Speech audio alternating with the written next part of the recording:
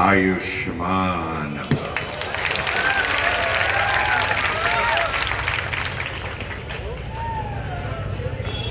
मंच पे बैठे हुए सभी सम्माननीय व्यक्तियों का मैं आभार प्रकट करता हूं।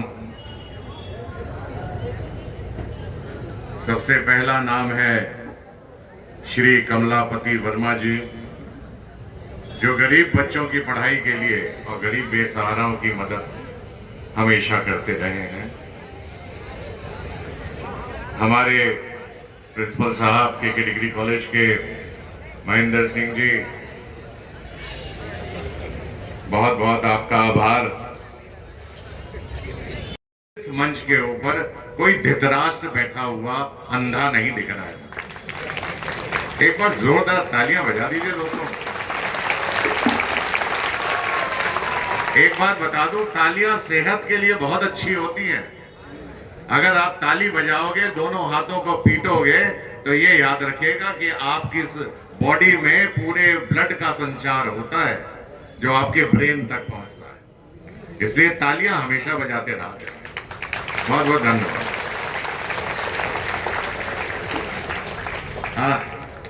मैं एक चीज तो भूल ही गया, माताओं और बहनों को आशीर्वाद देना भूल गया।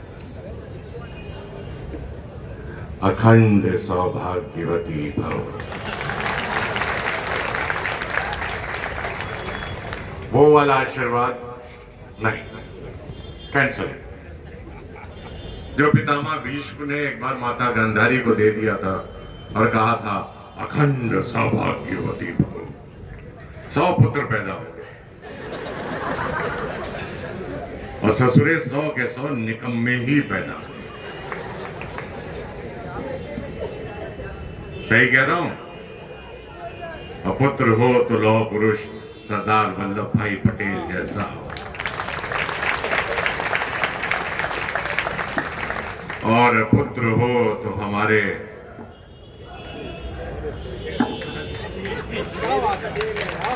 आशीष पटेल जैसा। सामने आ जाओ, सामने आ जाओ, 2 तालियां बजा दीजिए।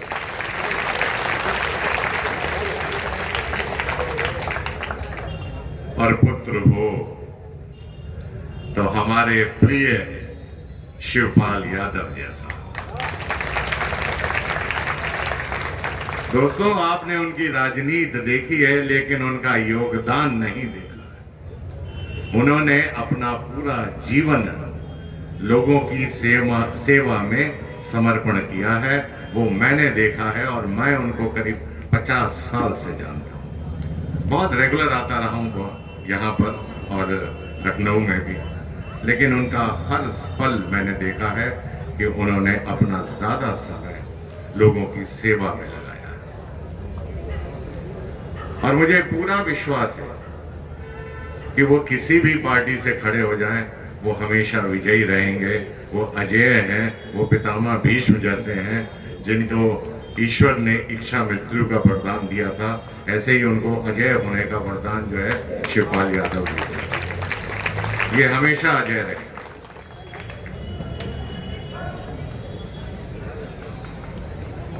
दोस्तों, मैं एक बात भैया ने बड़ी अच्छी बोली, कहा मैं इसी के डिग्री कॉलेज से निकलकर बंबई तक की यात्रा की। ये बात बिल्कुल सही है।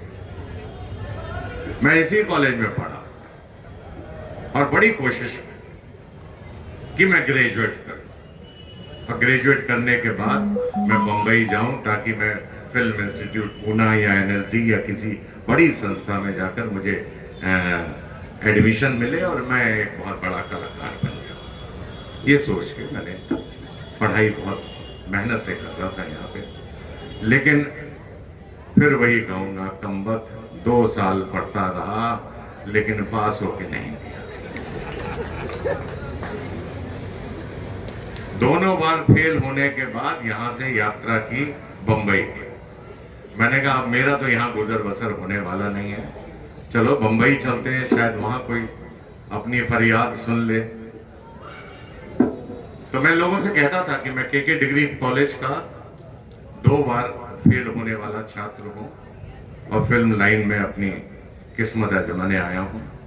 पहले जब यहाँ था तो लोग मुझसे बोलते थे या नेता बन जाओ या अभिनेता बन जाओ, दो ही लोगों का नाम होता है। नेता भी पढ़ा लिखा कम होता है और अभिनेता भी पढ़ा लिखा कम होता है। ये पहला है आदमी जो कम पढ़ने वाला जो है एक्टर बन जाता है। और हम 6 भाई हैं, मैं सबसे घर में छोटा हूँ। मेरे सभी भाई, कोई आईएएस में चला गया, कोई आर्मी में ब्रिगेडियर बन गया। एक मेरे भाई साहब जो थे वो इतने पढ़ने में तेज थे, इतने पढ़ने में तेज थे कि वो स्कूल में जाके टीचर बन गए, क्योंकि उससे अच्छा उनके लिए कुछ हो ही नहीं सकता था। दूसरे भाई जो थे वो पुलिस में चले गए, वो इंस्पेक्टर बन गए। इस तरह सभी लोग एक सभ्य जगहों पे चले गए, एक मुझे छोड़ा। और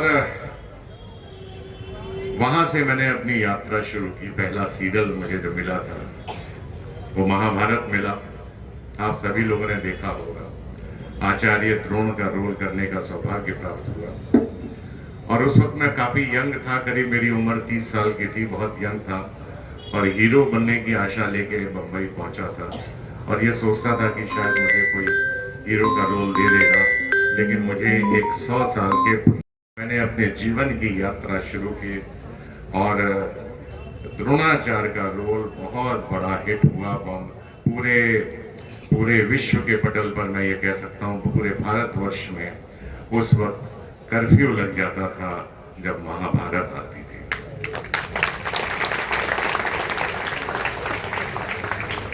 ये सारी कहानी मैं आपको इसलिए सुना रहा हूं कि एक फ्लॉप आदमी भी अपने जीवन के किस किस मोड़ से गुजरता है वो बता रहा हूं, आप सभी लोगों के साथ शेयर कर रहा हूं। ईश्वर का आशीर्वाद था कि मुझे जो पहला सीरियल मिला जिसमें मैंने एक बुढ़े की भूमिका निभाई, उसके बाद हिंदुस्तान के जितने भी बड़े शो बने हैं आज तक, bigger than life, larger than life वाले जितने भी रोल इतिहास में लिखे गए हैं, वो सब धीरे धीरे करके मेरी झोली में गिरते चले गए, गिरते चले गए, गिरते।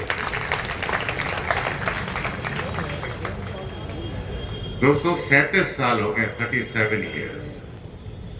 और इस 37 साल के इस यात्रा में मैंने करीब 10,000 एपिसोड कर चुका हूं। आप बोलेंगे रावण का रोल किया था, मैं बोलूंगा यस मैंने रामायण की। जी टीवी पे अभी भी आप गूगल पे जाके देख सकते हैं, रावण का रोल मैंने ही किया था। आप बोलेंगे मुझसे कि आपने परशुराम किया था, मैं बोलूंगा हाँ जी। कर्ण में देखिए आप महाभारत, उसमें मैंने परशुराम जी का रोल किया था।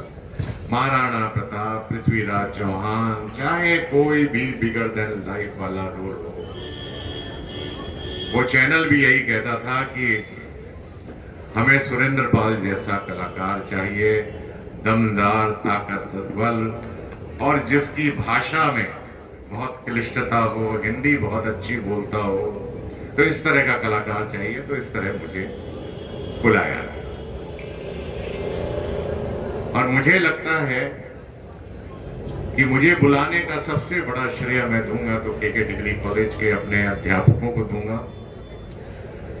इटावा के नागरिकों को दूंगा, जिन्होंने मुझे इतना प्यार और सम्मान दिया। दोस्तों पीछे वालों की तालियां नहीं आ रही। धन्यवाद, बहुत बहुत धन्यवाद। मैं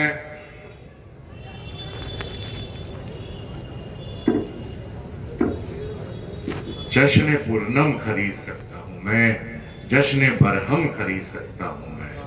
मेरी अगर खुशियां बिक जाएं, मैं आपके हर गम खरीद सकता हूं। दोस्तों पैसा वही है जो पास में है, ताकत वही है जो हाथ में है, और अपने वही है जो आपके साथ है।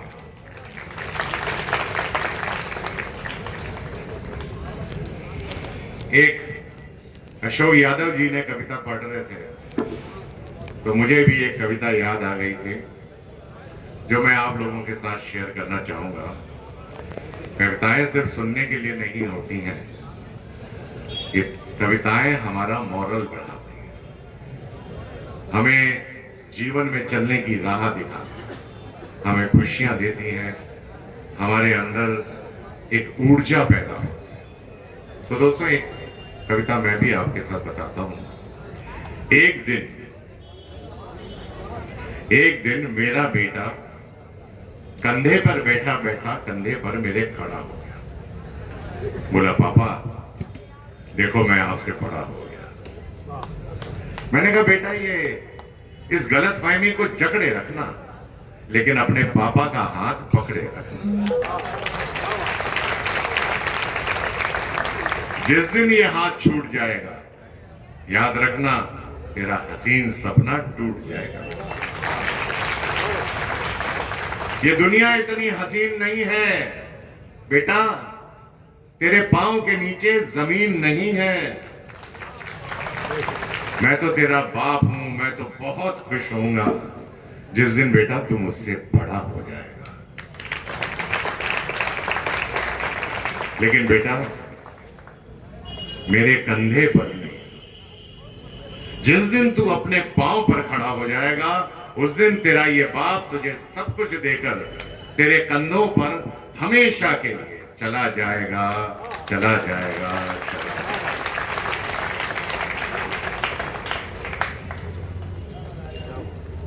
मेरी मां हमेशा मुझे यही कहा करती थी कि अच्छे लोगों के संगत